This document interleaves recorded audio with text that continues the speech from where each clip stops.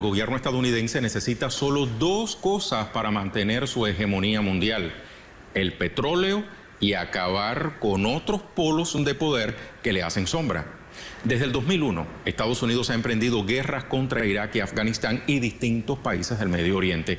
Pero mientras sucedía eso, el mundo a sus espaldas fue cambiando y se fue organizando en nuevos polos de poder.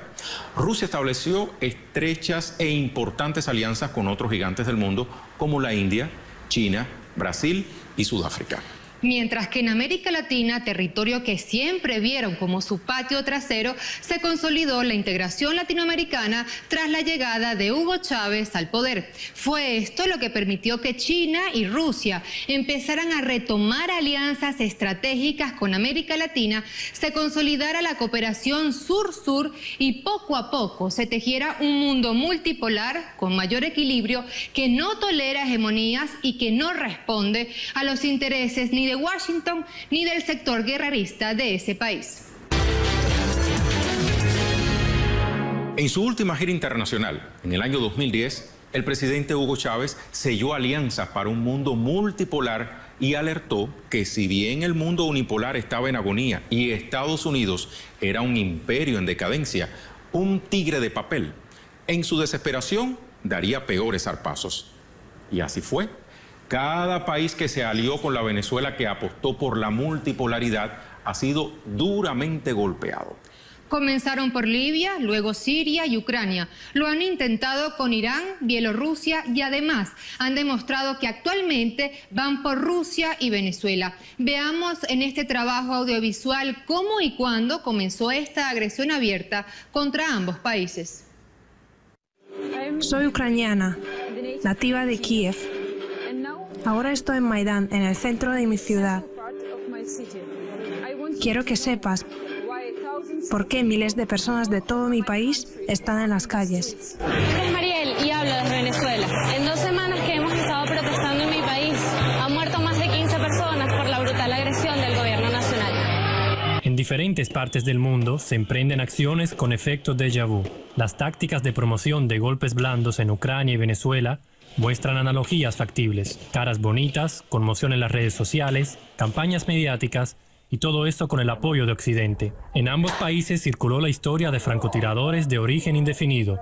Luego se denunció que fueron enviados por un tercer país para generar muertos y responsabilizar al gobierno. Washington y sus aliados recurren a sus verificados métodos, lanzan fuertes declaraciones sobre presuntas violaciones de derechos humanos, amenazan con sanciones económicas y no mencionan el número de bajas civiles. ¿Quién es el Senado de Estados Unidos para sancionar a la patria de Bolívar? No aceptamos sanciones insolentes imperialistas. Es la patria de Bolívar que ustedes deben aprender a respetar. Algunos analistas hablan de las mismas fuentes que financian a los extremistas en Venezuela y Ucrania. Los extremistas, tanto en Venezuela como en Ucrania, viven de las mismas fuentes.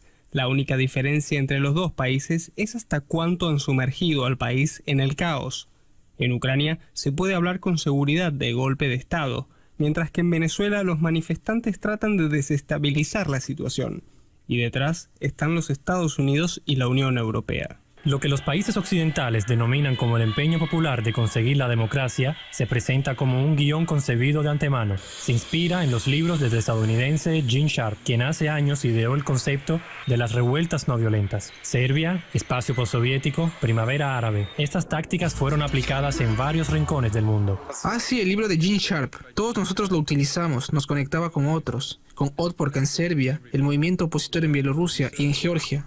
Los vínculos de la oposición con la agenda occidental quedan en evidencia cada vez más cuando, por ejemplo, un año después del Maidán, representantes de Estados Unidos confirman que habrían patrocinado el cambio de poder en Ucrania. Un desenlace que para muchos está lejos de ser una casualidad. Vamos a establecer seguidamente el contacto con nuestro compañero. Recordemos, él se encuentra en los estudios de RT en Moscú. Javier, ¿cómo analizan desde Europa las agresiones de Estados Unidos contra Venezuela y Rusia?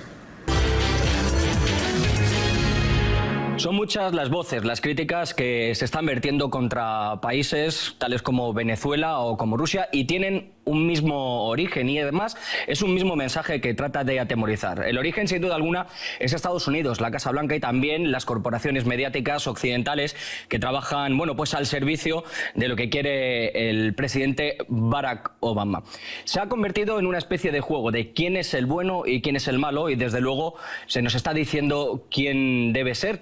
Nos están haciendo, digamos, el camino muchísimo más fácil, señalando a determinados países, como en este caso a Moscú y también a Caracas, como dos agentes que intentan romper el orden establecido. Pero, ¿cuál es el orden en todo este mundo, en este planeta que cada vez es más multipolar? Parece que hay intereses en Estados Unidos de que eso no sea así. Para intentar sacar un poco de luz, intentar arrojar, bueno, pues algo más, alguna mirada crítica más, contamos en el plató del programa con José Escobar. José, ¿qué tal? Muchísimas gracias por atendernos. El placer es mío. Momento en el que decíamos, se empiezan a hablar de ciertos lenguajes bélicos. Rusia, Venezuela, amenazas para Estados Unidos. Sí, claro. Esta es la lógica de la política externa americana. Siempre. El Irán, tal vez, si hay un acuerdo este verano sobre el nuclear iraniano, dejará de ser un enemigo frontal después de 35 años de revolución islámica de los Estados Unidos. Hay que encontrar sustitutos, ¿no?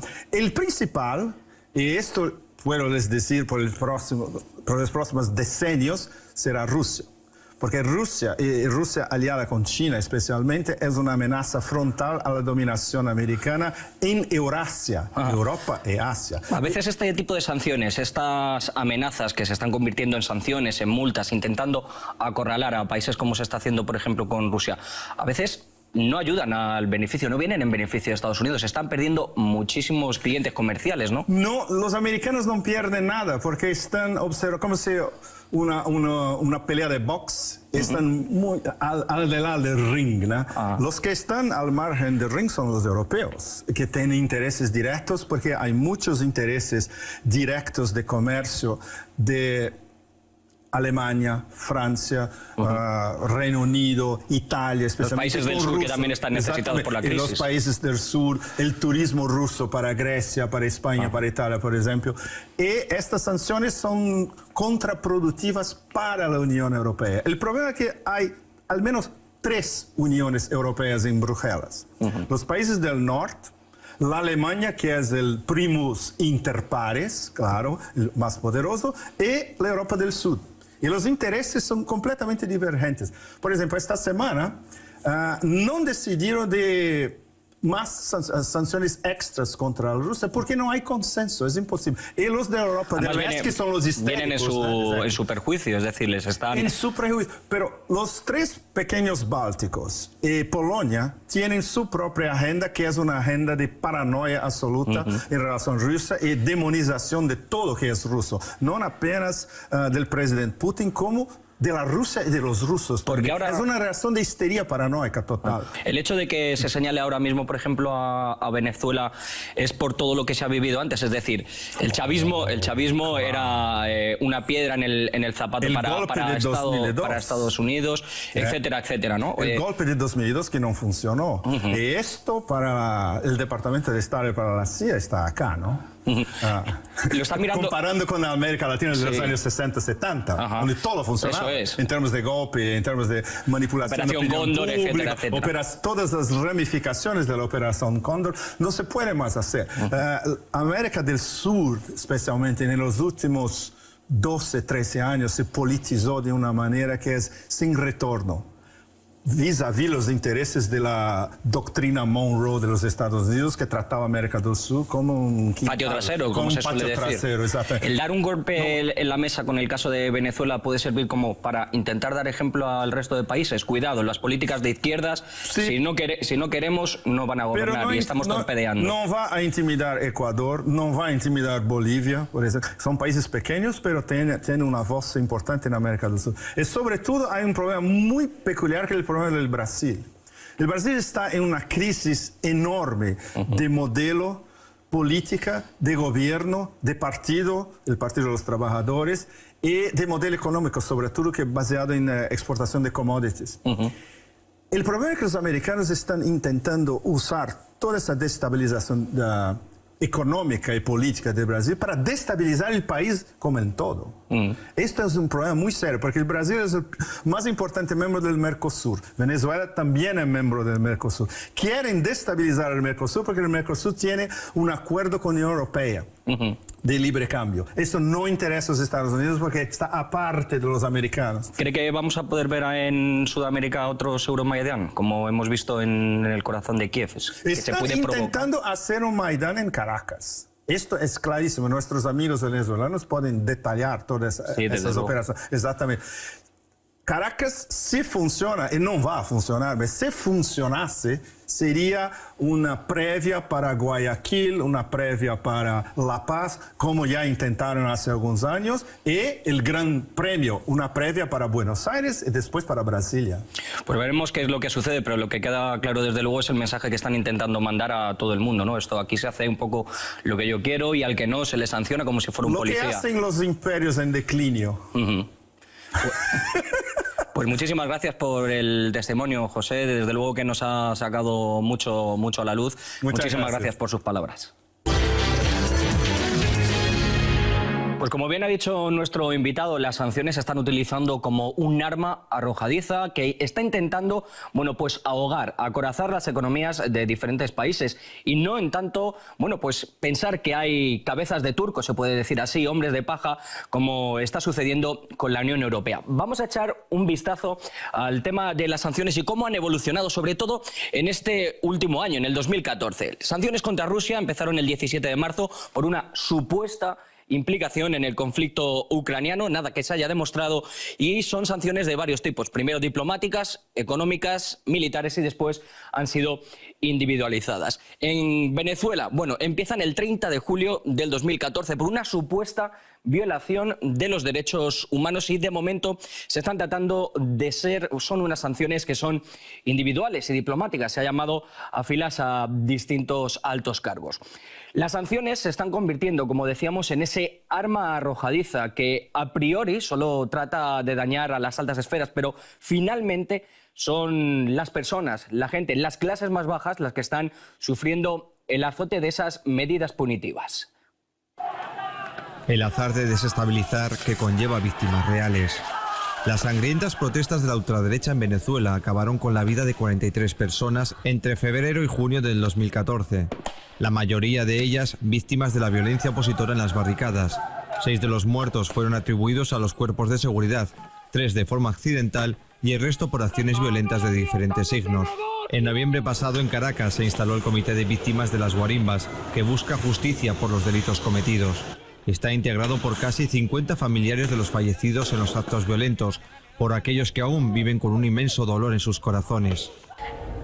Es este hueco que hay en el pecho que no se me quita. Es ese vacío que no creo que nunca pueda llenar de nuevo.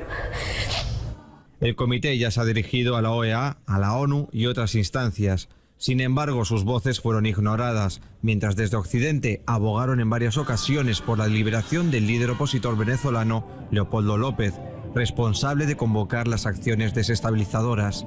El conflicto ucraniano empezó con las protestas en Maidán, aplaudidas por Occidente, y llegó a sembrar 5.000 víctimas mortales. En el este del país, los constantes ataques del Ejército Nacional no dejaban sobrevivir a la población civil. Los barrios residenciales, escuelas, hospitales, mujeres y niños, todos indefensos, cayeron víctimas de la gran ofensiva militar ordenada por el gobierno ucraniano. Para ellos no hay diferencia. No les da lástima matar a quien sea, ni siquiera a estos pequeños niños. Mataron a un hombre discapacitado. ¿Por qué? Más de 1 millón de personas tuvieron que abandonar la zona para salvar su vida. Y aquellos que lo perdieron todo, hasta sus vidas, a menudo no tenían ninguna relación con los rebeldes. Hechos horribles, pero que no llegaron a alarmar a Estados Unidos o a Europa, que de momento venían reiterando su apoyo a las acciones de Kiev. ¿Superarán las voces del pueblo el muro del olvido? En este esfuerzo por aclarar el escenario mundial, tenemos con nosotros a otro destacado investigador. Se trata de Thierry Missan, el director de la web Red Voltaire. Señor Thierry, geopolíticamente hablando, ¿qué significa atacar a Rusia y a Venezuela? No es simplemente atacar a Rusia y Venezuela. Al principio, Estados Unidos había previsto desplazar sus tropas desde aquel mundo árabe hacia China. Ya sacaron sus tropas de Irak y ya empezaron a organizar problemas entre China y sus vecinos. Pero, durante ese traslado, Rusia apoyó la resistencia de Siria y Estados Unidos declaró que su mayor adversario era, en lo adelante, Rusia. Venezuela solo apareció después, y es incluso extremadamente sorprendente, ya que hasta ahora se consideraba que el problema de Venezuela podía resolverse con intentos de golpe de Estado o enviando mercenarios desde Colombia. Pero ahora, Venezuela ha sido promovida a la categoría de adversario militar. Señor Mason, usted escribió recientemente un artículo titulado «Falla el golpe de Obama en Venezuela». Según sus investigaciones, ¿quiénes serían los personajes que desde Estados Unidos estarían detrás de la acción militar que pretendía bombardear distintos puntos de Caracas, la capital venezolana, entre ellos el Palacio Presidencial, el Palacio de Miraflores y la sede central de Telesur? Nadie está escondiéndose tras la tentativa de golpe de Estado. Las cosas son extremadamente claras. No fue un ejército privado. Antiguamente fue Blackwater quien tomó la iniciativa de ese tipo de operación. Al menos 5 países están implicados. Primeramente Estados Unidos e inmediatamente con él el Estado de Israel, que siempre es participante de todas las operaciones secretas de Estados Unidos en el mundo.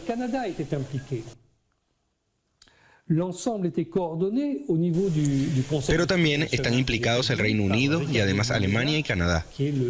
Todo estaba coordinado a nivel del Consejo de Seguridad Nacional de Estados Unidos por Ricardo Zúñiga, nieto de uno de los golpistas de Honduras en los años 60 y 70. Ya que hablamos de la nueva doctrina de defensa del gobierno de Estados Unidos, la propia Casa Blanca, señor Mason, ha dicho que está del lado de los ciudadanos cuya democracia está en peligro, como los venezolanos. Usted alerta en su reciente artículo que esta frase presagia lo peor. ¿Qué podría ocurrir en Venezuela? Por supuesto, Venezuela no amenaza en lo absoluto la seguridad nacional de Estados Unidos, sino que Venezuela amenaza el imperialismo de Estados Unidos, lo cual es completamente diferente. ¿Por qué? Porque durante los últimos años la resistencia ante el imperialismo en América Latina estaba encabezada por Cuba y por Fidel Castro. Y en los últimos años, Fidel Castro transmitió ese legado a Hugo Chávez Frías, quien al principio no tenía los medios necesarios para aplicar esa política y tuvo que empezar por recuperar el control de sus propios recursos, el control del petróleo en su país. Pero en ese momento ya estaba enfermo, así que Estados Unidos creyó que todo eso se acabaría pronto, con la muerte de Hugo Chávez Frías. Pero resulta que su sucesor, Nicolás Maduro, prosigue exactamente la misma línea, y es evidente que goza de autoridad en el resto de Latinoamérica. Así que ahora es indispensable para Estados Unidos destruir Venezuela. Algunos analistas señalan que con sus intentos de aislar a Rusia, Estados Unidos cometió su peor error en política exterior, porque logró unir a 2 gigantes como lo son Rusia y China, que han creado alianzas estratégicas y financieras sin precedentes e incluso han dado los primeros pasos para desdolarizar la economía utilizando las monedas locales en sus transacciones comerciales. Señor Mason, ¿midió Obama las consecuencias que podía tener el intento de aislar a Rusia? En realidad, esto es una carrera. Por un lado, Rusia y China tratan de unir sus monedas. Pero del otro lado, Estados Unidos está haciendo lo mismo con la Unión Europea. En las últimas semanas, el euro se ha acercado poco a poco al dólar y se ha devaluado en hasta un 20% en relación con el dólar. Estados Unidos anuncia que quiere crear una zona transatlántica de libre intercambio, o sea, hacer una fusión entre la Unión Europea y ALENA, fusionar el euro con el dólar y crear una nueva moneda que se llamaría Amero. Nadie sabe por el momento quién va a ganar esa carrera, pero si el mundo se divide entre esos dos grupos, nos veremos nuevamente en una situación de guerra fría y en una situación donde una guerra mundial será muy difícil de evitar. Muchísimas gracias por su valioso aporte, señor Misán. Y ahora, si bien diversos analistas han advertido que Rusia y Venezuela están en la mira de Estados Unidos, también el propio presidente Barack Obama confesó qué es lo que hacen ellos cuando algunos gobiernos no hacen lo que ellos quieren. Escuchemos. Debemos tener el ejército más fuerte del mundo y de vez en cuando tenemos que torcer el brazo de aquellos países que no quieren hacer lo que queremos que hagan. Si fallan otros mecanismos de presión como económicos, diplomáticos, en algunos casos militares, si no tuviéramos esta dosis de realismo, no podríamos alcanzar nada. Además de todas las tácticas diplomáticas, políticas y comunicacionales desplegadas por el gobierno estadounidense contra Rusia y Venezuela, el presidente Barack Obama envió al Congreso el presupuesto fiscal para el año 2016. En él incluye a Rusia como una de sus prioridades para contraponer un apartado adicional de 58.000 millones de dólares para operaciones no planificadas en el extranjero. Pero a eso se suman los 5.5 millones de dólares para apoyar a la oposición venezolana. Y como si esto fuera poco, el pasado 9 de marzo el mandatario firmó un decreto pidiendo declarar una emergencia nacional por la presunta amenaza que representa Venezuela para la seguridad de Estados Unidos.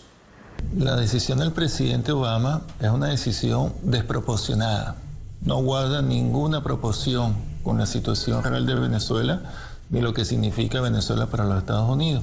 Evidentemente el presidente Obama está entrampado en sus propias contradicciones, pues con esta decisión que ha tomado en contra de Venezuela, esta agresión en contra de Venezuela, lo que ha hecho es entorpecer de manera muy importante las relaciones con toda la región. Las sanciones unilaterales y extraterritoriales que imponen los Estados Unidos a distintos países, no solo contra Venezuela, es también contra la Federación Rusa, es contra países africanos, es definitivamente una violación al derecho internacional, es algo que debe cesar. Este decreto, que para muchos es una declaración de guerra contra Venezuela, fue condenado por América Latina en pleno. Los países de la UNASUR instaron a Estados Unidos a derogar el decreto y los países del ALBA, además de condenar esta agresión, instaron a Estados Unidos a reflexionar y nombraron una comisión de ambos bloques latinoamericanos para entablar un puente de diálogo entre Estados Unidos y Venezuela. Y es que cesar el bloqueo contra Cuba y las agresiones contra Venezuela serán las principales exigencias del continente en la próxima cumbre de las Américas. Todos alertan que el petróleo venezolano está en la mira del gobierno estadounidense. Ni a Rusia ni a Venezuela le van a torcer el brazo y nosotros vamos a seguir en nuestro camino de construir un mundo de paz sin imperialismo. Hace poco se ha dicho directamente y abiertamente, lo que es curioso, que a los que no estén de acuerdo les torcerán el brazo de vez en cuando. Pero con Rusia estas artimañas no funcionan, nunca funcionaron y no funcionarán. ¿Por qué desea la Casa Blanca debilitar los bloques de integración como BRICS y la UNASUR? Y nos vamos a auxiliar del siguiente gráfico. Vamos a comenzar por un tema medular, el petróleo. Rusia posee 80 billones de barriles, mientras que Venezuela tiene 298 billones. Son las mayores reservas probadas del hidrocarburo a nivel mundial. Además de esto, Rusia y Venezuela tienen grandes reservas de gas. El país euroasiático, por ejemplo, posee 47 billones de metros cúbicos, mientras que la nación suramericana 5,5 billones de metros cúbicos. También tienen importantes reservas de oro. Rusia posee 1.094 toneladas, mientras que Venezuela tiene 367 toneladas. Pero además de todo esto, vamos a ver las potencialidades que ha logrado Rusia a través del BRICS y Venezuela a través de la UNASUR. Y es que en extensión territorial, Rey, el BRICS tiene 38.5 millones de kilómetros cuadrados, la UNASUR 17.6 millones de kilómetros cuadrados. En población, algo también muy importante, el BRICS tiene 3.029 millones de habitantes y la UNASUR 377 millones de habitantes. Es una gran potencialidad. Y el PIB del BRICS representa 16.8 billones de dólares en todo el mundo y la UNASUR 4 billones de dólares. Y a esta agresión mediática, diplomática y por ende política de Estados Unidos hacia estos países se extiende al terreno militar. Lo vamos a ver en otro gráfico que hemos diseñado para usted. Vamos a comenzar por el asedio a Rusia por parte de la Organización del Tratado del Atlántico Norte, la OTAN, considerada por diversos analistas como el brazo armado de Estados Unidos. Aquí observamos cómo países que fueron repúblicas soviéticas antes de su desintegración, como Estonia, Letonia, Lituania, Polonia y otros, y ahora forman parte de la Alianza Atlántica, estarían sirviendo a los intereses de Estados Unidos de acorralar al gigante euroasiático. Rey, y es que ese mismo acoso militar lo vemos en América Latina con bases de Estados Unidos instaladas en países que rodean a Venezuela, es decir, bases militares de Washington que podrían agredir a esta nación suramericana. Muchísimas gracias por acompañarnos en este programa especial, Venezuela y Rusia en la mira. Una producción de RT y Telesur, porque si bien es nuestra obligación informar, también es su derecho estar bien informado. Hasta la próxima.